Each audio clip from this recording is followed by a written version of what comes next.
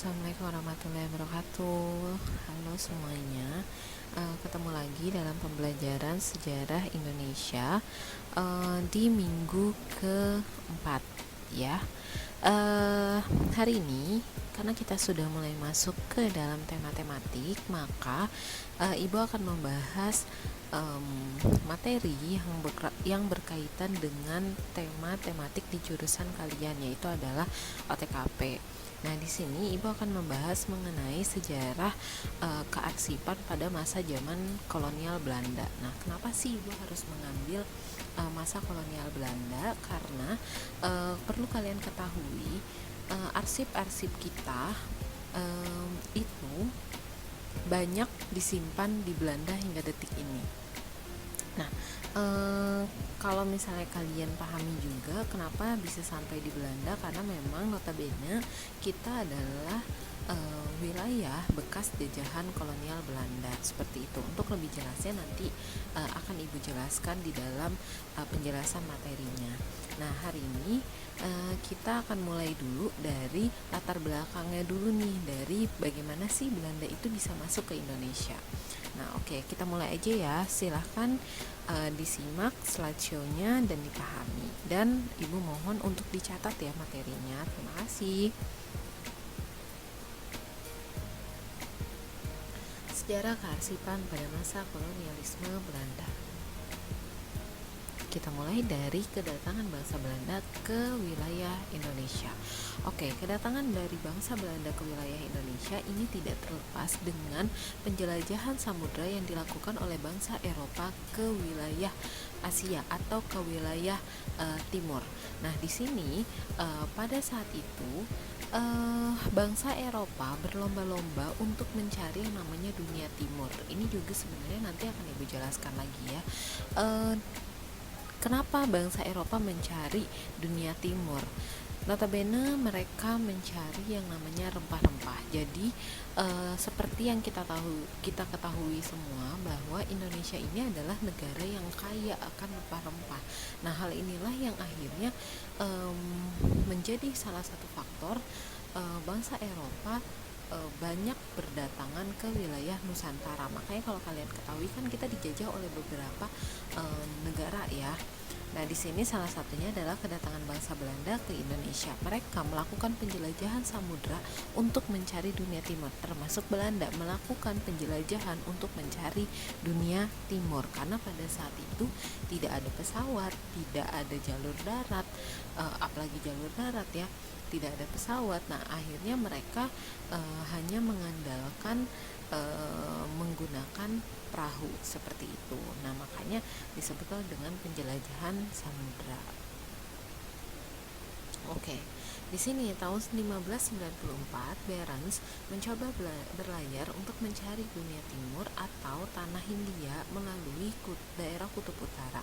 Ia gagal melanjutkan penjelajahannya karena kapalnya terjepit es. Mengingat air di Kutub Utara sedang membeku, Barents terhenti di sebuah pulau yang disebut Novaya Zemlya. Ia berusaha kembali ke negerinya, tetapi ia meninggal di perjalanan. Pada tahun 1595, Cornelis de Houtman dan Peter de Keyser memulai pelayaran.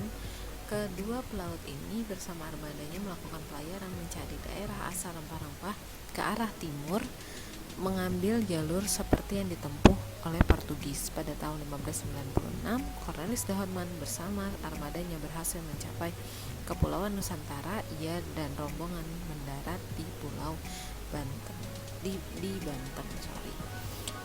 Lalu ini tahun 1598, Van Heemskerck dengan armadanya sampai di Nusantara dan juga mendarat di Banten, kemudian melanjutkan pelajaran ke Tuban menuju timur Nusantara menuju Maluku. Selanjutnya, di bawah pimpinan Jacob van Eyck, mereka sampai di Maluku pada tahun 1599. Jadi kalau misalnya kalian tahu, Maluku itu sebagai bandar perdagangan.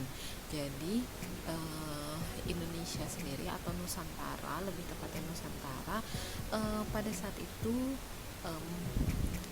dikenal sebagai daerah yang menyediakan tempat-tempat perdagangan atau bandar-bandar perdagangan yang besar.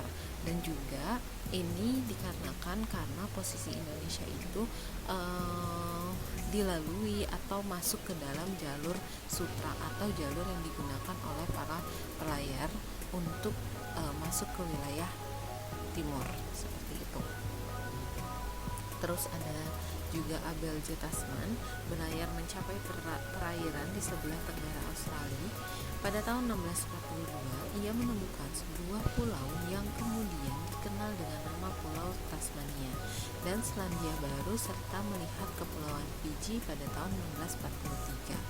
Lalu pelayaran William James yang berhasil mendarat di Teluk Carpentaria, Australia Utara pada tahun 1666. Jadi yang ibu sebutkan barusan ini adalah nama-nama pelayar dari Belanda yang berhasil mencapai beberapa titik atau beberapa wilayah dalam pelayarannya.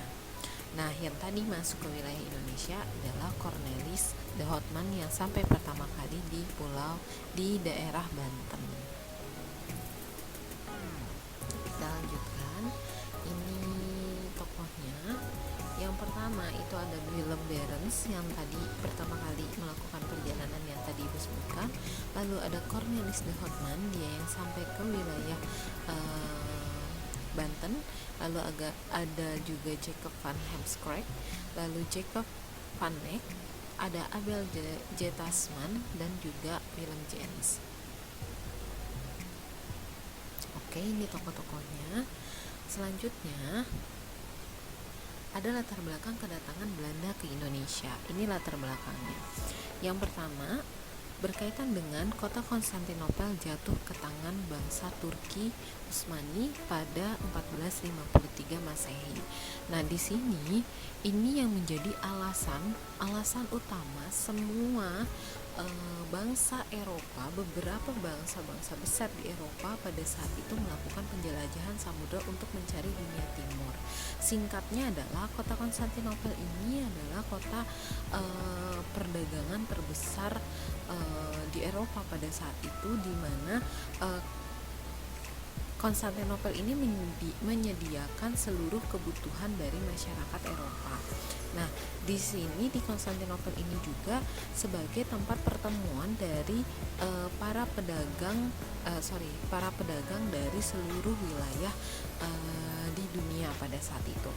Nah, di sini Konstantinopel ini pada saat itu jatuh ke tangan Turki Utsmani, di mana Turki Utsmani mengambil keputusan tidak mengizinkan untuk para pedagang Eropa masuk ke wilayah Konstantinopel, dan oleh karena itu ditutuplah Konstantinopel untuk para pedagang Eropa. Nah, para pedagang Eropa yang pada saat itu merasa kebingungan harus bagaimana, karena semua kebutuhannya itu didapatkan dari Konstantinopel, akhirnya mereka memutuskan untuk mencari, oke, kita cari aja deh di mana sih penghasil dari barang-barang, dari kebutuhan-kebutuhan yang memang kita gunakan sehari-hari. Nah, akhirnya salah satu yang menjadi kebutuhan utama mereka adalah rempah-rempah pada saat itu. Akhirnya mereka harus mencari di mana sih penghasil rempah-rempah. Nah, disinilah mereka mulai berkembang, mereka mulai berpikir untuk mencari tempat penghasil rempah-rempah tersebut. Nah, diketahuilah dengan beberapa pelayaran akhirnya menemui jawaban bahwa penghasil rempah-rempah itu adalah wilayah timur atau wilayah Nusantara, seperti itu. Nah, yang tadi ibu bilang ini menjadi alasan utama Konstantinopel. Faktor politik, yaitu ingin mengalahkan Turki dari belakang serta ingin meneruskan perang salib di dunia timur. Jadi ini semangat perang salibnya masih berkobar, semangat perang salibnya masih kuat untuk mengalahkan Turki, makanya dilakukanlah pelayaran penjelajahan samudra ini. Lalu faktor ekonominya yaitu ingin mendapatkan rempah-rempah dengan harga yang murah, karena pasti harganya berbeda dong ketika kamu datang langsung ke penghasilnya dan ketika kamu membeli melalui beberapa tangan, itu pasti harganya jauh berbeda. Apalagi pada saat itu harga rempah-rempah memang kalau misalnya dijual ke di Eropa itu memang harganya cukup tinggi, karena kan memang proses distribusi rempah-rempah itu juga cukup sulit kan pada saat itu. Nah, lalu juga menyebarkan pengaruh Renaissance, agama Nasrani, dan bidang sosial serta budaya. Jadi untuk hal ini bangsa Eropa, bukan hanya Belanda, bangsa Eropa menerapkan perjalanan mereka dengan tujuan 3G atau gold, glory, dan gospel. Mereka mencari kekayaan dengan gold, mereka mencari kekuasaan dengan glory, lalu mereka mereka menyebarkan ajaran agama Nasrani dengan gospelnya, seperti itu. Jadi ada 3 tujuan utama, bukan hanya ekonomi, tetapi juga mereka menyebarkan agama Nasrani. Dikuasainya Portugis oleh Spanyol 1580, sehingga Belanda mengalami kesulitan mencari rempah-rempah di pelabuhan Portugis. Ini salah satu alasannya kenapa Belanda sampai ke Indonesia, mereka kesulitan mencari rempah-rempah. Oke, itu beberapa alasan yang akhirnya nanti menyebabkan Belanda sendiri pun ingin mencari rempah-rempah dari penghasilnya, dari penghasil utamanya. Nah, di sini kalau misalnya dibilang Belanda pada saat itu kekuatannya sebenarnya bukan tidak terlalu besar atau tidak terlalu kuat seperti negara-negara yang melakukan penjelajahan samudra lainnya. Jadi kalau misalnya dibilang ya Belanda ini masih anak bawang lah sebenarnya, atau masih juga daerah jajahan yang akhirnya menjajah daerah lain, seperti itu. Oke, cukup sekian materi hari ini. Kita lanjut di pertemuan selanjutnya. Terima kasih. Wassalamualaikum warahmatullahi wabarakatuh.